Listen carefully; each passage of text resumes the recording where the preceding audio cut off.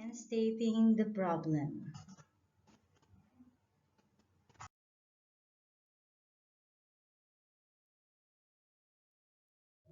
What is research topic? Topics or problems are general questions about relations among variables or characteristics of the phenomenon and researcher needs to undertake, according to Brion et al. 2005, page 7. So in conducting or creating a research, we need first to have our research topic or the problems, and then we are going to analyze the relation of variables on our research topic. On research topic, we have dependent and independent variables.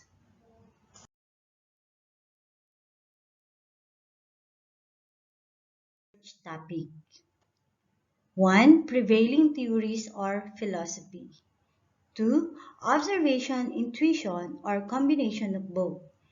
3. Different subjects taken and from them identify a problem that interests a student researcher most. 4. Field of interest or specialization or event from related fields. 5. Existing problems in the classroom, school, campus, university, which one may want to solve, are good sources of research problems. 6. Existing needs of community or society.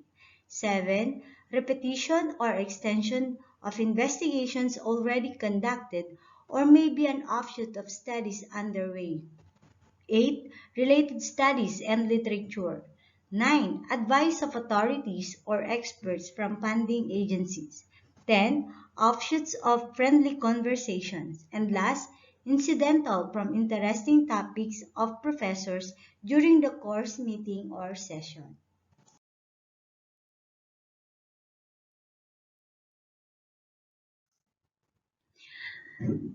In selecting the research topic, we have first, it should be something new or different from what has already been written about.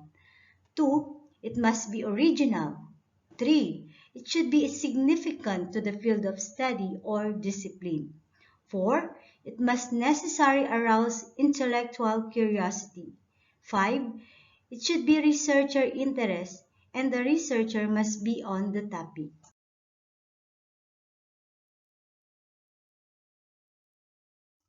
6. Should be a modus of one for a beginner to be carried on within a limited period of time. 7. It should be clear, not ambiguous. 8. It should be specific, not general. 9. It should consider the training and personal qualifications of the researcher. 10. It should consider the availability of the data involved in the study and the methods and techniques to be employed in gathering them.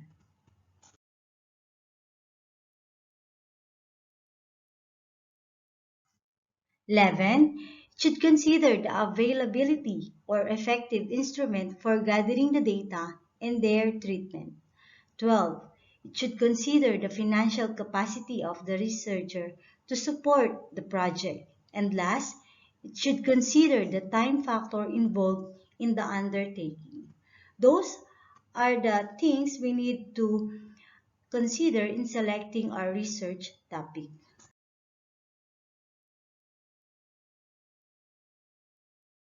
Guidelines in the formulation of the research title. The title must contain the following elements. First, the subject matter or research problem. Second, the setting or local of the study. Third, the respondents or participants involved in the study. And fourth, the time or period when the study was conducted.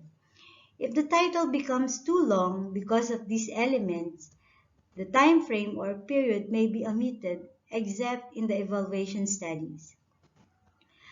Second, the title must be broad enough to include all the aspects of the study but should be brief and concise as possible. Another guidelines, the use of terms as analysis of, a study of, an investigation of, and the like should be avoided. All these are understood to have been done in a research. Another, if the title contains more than one line, it should be written in inverted pyramid. When type of encoded in the title page, all words in the title should be in capital letters.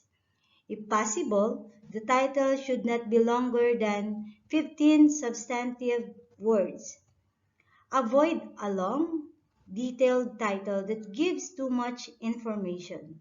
And last, to shorten the title, delete the terms assessment or evaluation if these are already emphasized in the text.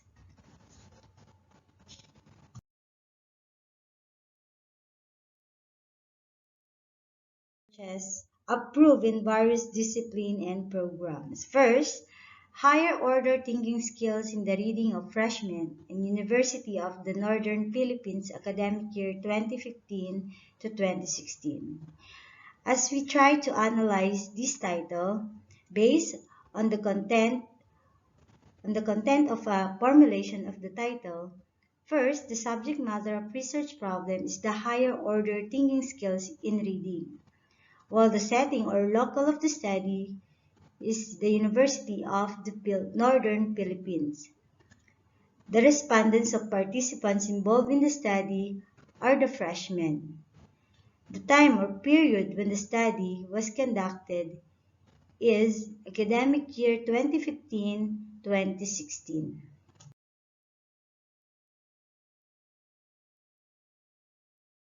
Paghanga o pagkutya, a multi-case study on the lives and experiences of the solo parents in Zamboanga City. Subukan nating i-analyze ang title na ito based on the following contents or elements of the formulation of research title.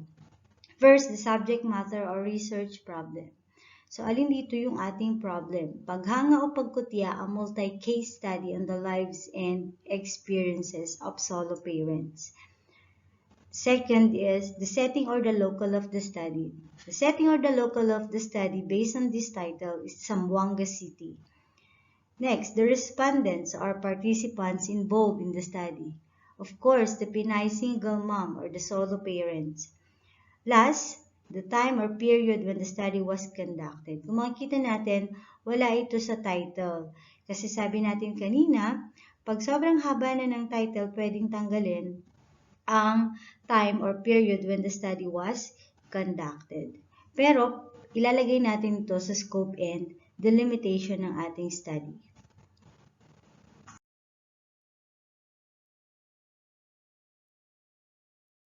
Acceptability of worksheets for film clipping by the teachers, typo, of English in University of Antique, academic year 2015-2016. What is the subject matter or research problem on this title? The level of acceptability of worksheet for film clippings. And then, the setting or the local of the study is the University of Antique. The respondents or participants involved in the study on this title are the teachers of English. And last, the time or period when the study was conducted is the academic year 2015-2016.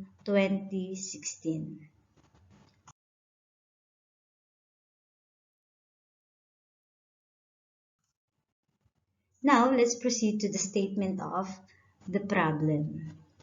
This is the basic difficulty, the issue, the area of concern, and the circumstances which exist, then how they ought to be.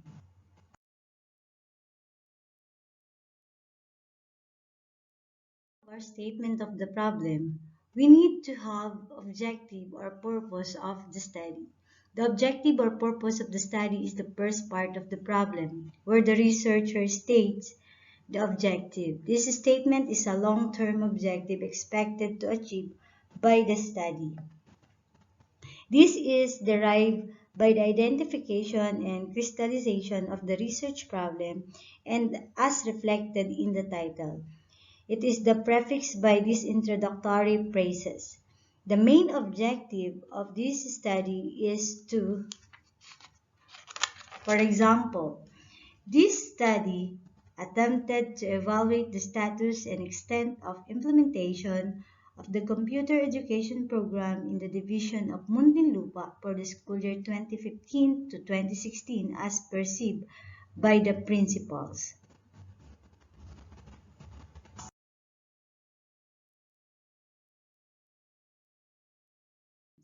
The specific questions which are to be answered in the study are called the research questions or investigative questions and are all in the questions form. The answer to the research question should lead to the solution of the research problem.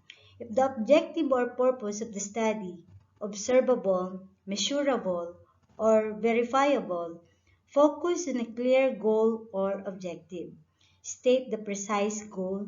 The problem should be limited enough in making a definite conclusion possible.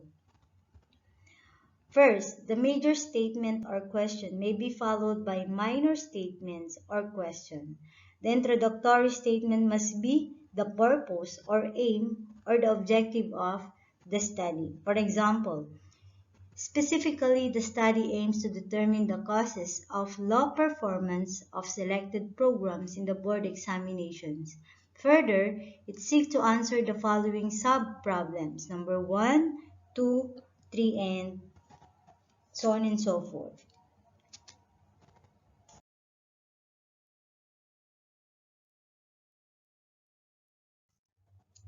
Number 2, if the goal is specifically to test a given hypothesis, then state so. In many cases, the objective will be a more general statement than that of a hypothesis. Example, the primary objective of this study is to test the hypothesis that there is a relationship between workplace condition and teaching performance of faculty members.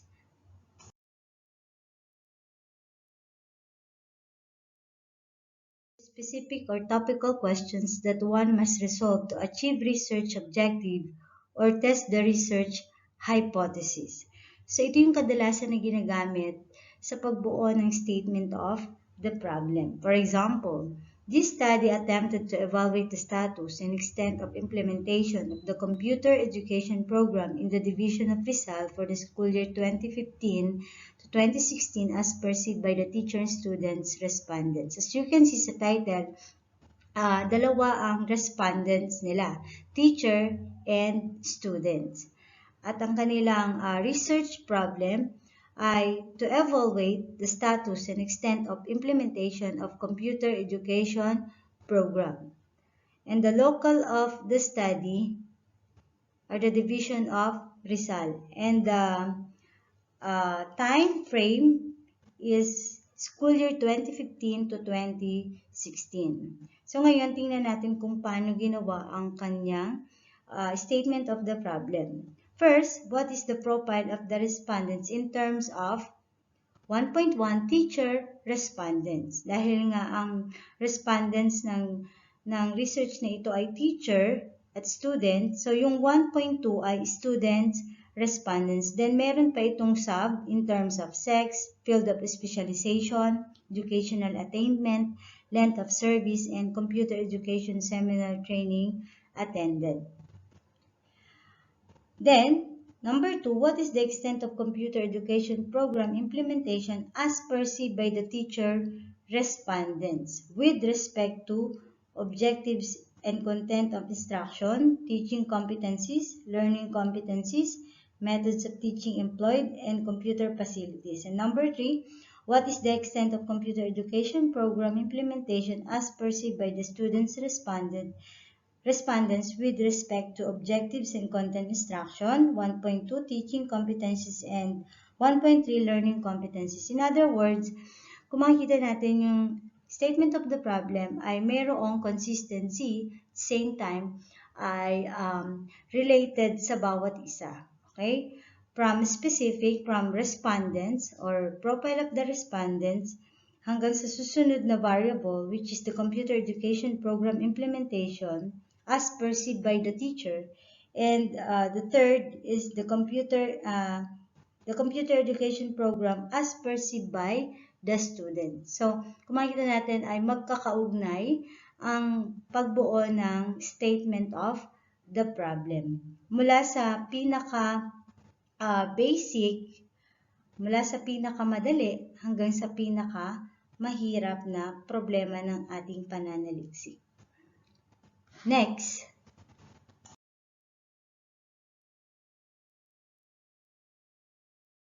the study. In this part of the research, the researcher defines who will benefit out of the findings of the study. He or she defines how the problem will be solved and specifically pinpoints who will benefit from such finding or result.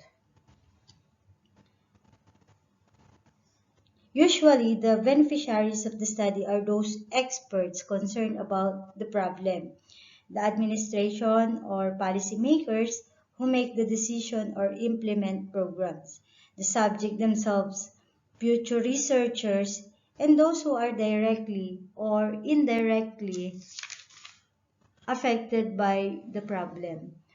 One may also look into the contribution of the study to the field of specialization or discipline. Any advancement or new knowledge that the study contributes to the science or the state of the art. In this portion of the study, one may also state the specific sectors who will benefit from the study. This part also justifies the rationale of the undertaking.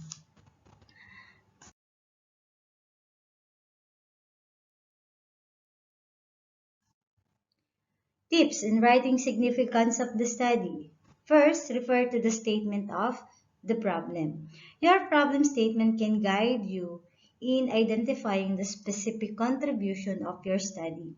You can do this by observing a one-to-one correspondence between the statement of the problem and the significance of the study. Number two, write from general to specific. Write the significance of the study by looking into the general contribution of your study, such as the importance to society as a whole, then to individual, which may include yourself as a researcher.